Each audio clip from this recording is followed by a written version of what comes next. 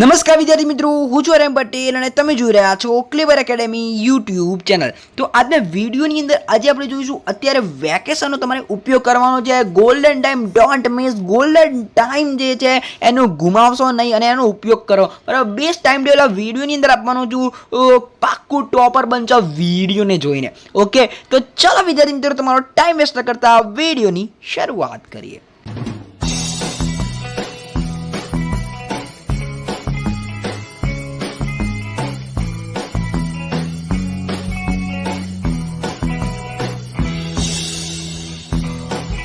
વિદ્યાર્થી મિત્રો વિડીયોની શરૂઆત કરીને પહેલાં કોઈ તમને કહી દઉં, લાઇક કરી દો, ચેનલને સબસ્ક્રાઇબ કરી દો, બરાબર। તમે સબસ્ક્રાઇબ નહીં કરતા યાર, સબસ્ક્રાઇબ નહીં વધતા આપણા, ઓકે, ઉપરથી ઓછા જાય છે, ઓકે, તો સબસ્ક્રાઇબ કરી દો। તો જુઓ અહીંયા હું તમને કહી દઉં કે આ વિડીયોની અંદર હું તમને એવું નહીં કહું કે ભાઈ તું 4 કલાક વાંચી લે, આ 4 કલાક છે ટાઈમ ટેબલ, બરાબર।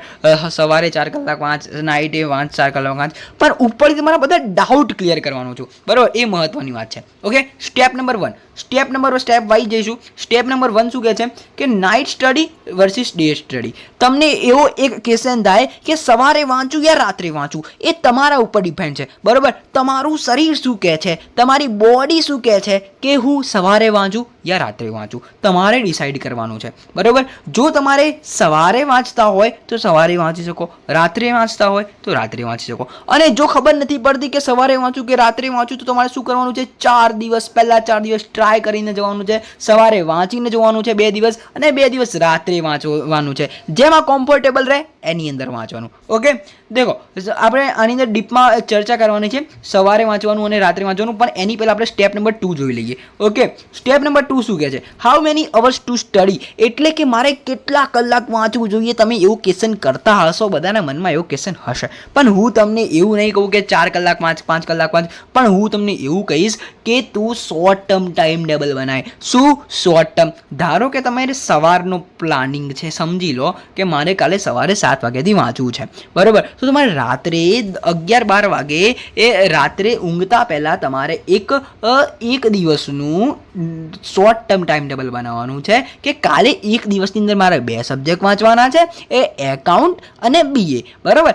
એકાઉન્ટની અંદર આ ટોપિક કમ્પ્લીટ કરવાના, બીએની અંદર આ ટોપિક કમ્પ્લીટ કરવાના। આ જ્યાં સુધી ટોપિક કમ્પ્લીટ ના થાય ત્યાં સુધી વાંચવાનું છે, બસ આ એક ગોલ બનાવો એટલે તમારો આ ક્વેશ્ચન નીકળી જશે કે કેટલા કલાક વાંચવું, સમજી ગયા, ઓકે। કે તમારે એ શોર્ટ ટર્મ ટાઈમ ટેબલ બનાવવાનું છે, બરાબર છે। એટલે એક ડાયરી બનાવવાની, એની અંદર લખવાનું કે મારે આ ટોપિક કમ્પ્લીટ કરવાનું, આ દાખલા કમ્પ્લીટ કરવાના, આ એક્ઝામ્પલ કમ્પ્લીટ કરવાના, સમજી ગયા, ઓકે। હવે આપણે ડે અને નાઇટ તરફ જતા રહીએ, ઓકે। જો તો હવે તમારે મોર્નિંગ એટલે કે સવારે વાંચવું છે, તો તમે સવારે 7થી લઈ શકો છો, 7 થી 11। હવે તમે કહો 7 થી 11 આટલું બધું, તો હું તમને એવું નહીં કહું કે સલંગ વાંચ ભાઈ દઉં, 7 થી અડધા કલાકની ગેપ લઈ શકો, કલાકની ગેપ લઈ શકો, બરાબર, પણ 7 થી 11ની અંદર તમારે આ ગાળામાં તમારું વાંચન કમ્પ્લીટ કરી દેવાનું છે, બરાબર। અને દેખો તમે સવારે વાંચતા હોય યા રાત્રે વાંચતા હોય, તમારે 7 કલાકની ઊંઘ તો જરૂરી છે, બરાબર છે। તો જો તમારે 7 વાગ્યાથી લઈને 11 વાગ્યા ધારો કે તમારે આ ગોલ કમ્પ્લીટ કરી દેવાનો છે, બરાબર। અને એવું હોય કે હું અડધું વાંચન સવારે કરું, અડધું વાંચન ઇવનિંગમાં કરું, તો એવું બી તમે કરી શકો, બરાબર છે। અત્યારે 2 કલાક વાંચો, સાંજે 6 થી 8 2 કલાક વાંચો, એવું બી તમે કરી શકો છો, ઓકે। પણ મેં તમને કીધું, ઓકે। હવે દેખો નાઇટ સ્ટડી, નાઇટ એટલે કે રાત્રે તમારે વાંચવું છે, તો રાત્રે બહુ ના વાંચતા, બરાબર।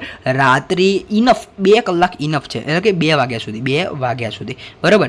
9 થી લઈને 2 વાગ્યા સુધી તમારે જેટલું વાંચન કરવું છે એટલું વાંચન તમે કરી શકો છો, બરાબર છે। એ 2 ઇનફ છે, બરાબર। પછી તમારે ઊંઘવાનું, એના પછી ઊંઘી જવાનું, અને તમારે 7 કલાકની ઊંઘ તમારે આની અંદર રાત્રે વાંચો કે સવારે વાંચો, તમારે 7 કલાકની ઊંઘ તો જોશે।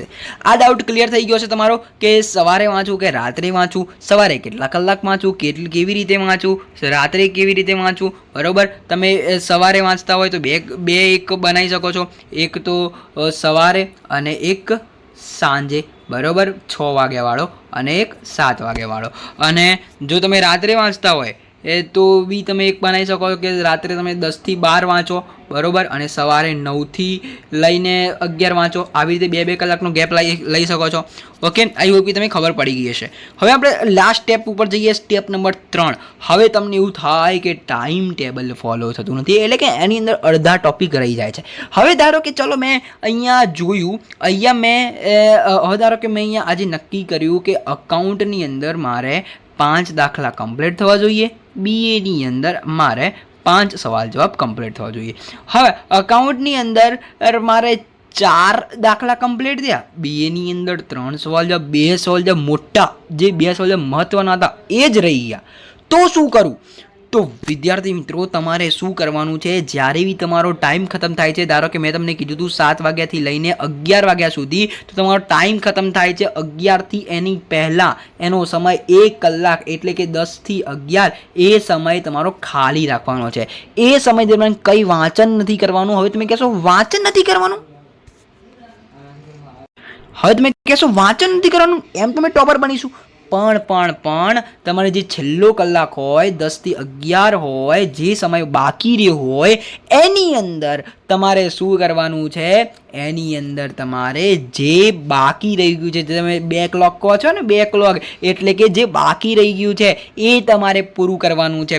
ધારો કે મેં આજનું મારે પતી ગયું, બરાબર, આજનું, અને હજુ ટાઈમ છે મારી જોડે, તો તમે એ પાછળના દિવસનું તમે કમ્પ્લીટ કરી શકો. ધારો કે કાલે મારે એક સવાલ જવાબ રહી ગયો હતો, તો એ સવાલ જવાબને કમ્પ્લીટ કરી શકો છો, બરાબર છે.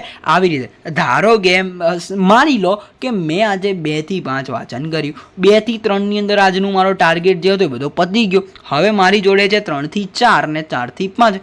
3 થી 4 જે છે એની અંદર પતાવવાનો પ્રયત્ન કરો કે મારે આ પાછળના જેટલા ટોપિક રહી ગયા છે, મેં જે ગોલ બનાવ્યો હતો એ પ્રમાણે કામ નથી થયું, એના પ્રમાણે આને કમ્પ્લીટ કરવાનો પ્રયત્ન કરો. ઓકે, આઈ હોપ કે તમારો ડાઉટ ક્લિયર થઈ ગયો છે. જો કોઈ પણ પ્રશ્ન હોય તો નીચે કોમેન્ટમાં જરૂરથી જણાવજો, હું એનો રિપ્લાય આપવાનો કોશિશ કરીશ. અને આ વિડીયો સારો લાગે તો વિડીયોને લાઈક કરજો, ચેનલની અંદર ન ચેનલ સબસ્ક્રાઈબ કરજો, બેલ આઇકનને જરૂર પ્રેસ કરજો. મળીશું નેક્સ્ટ વિડીયોમાં. ત્યાં સુધી good bye, take care, all the best.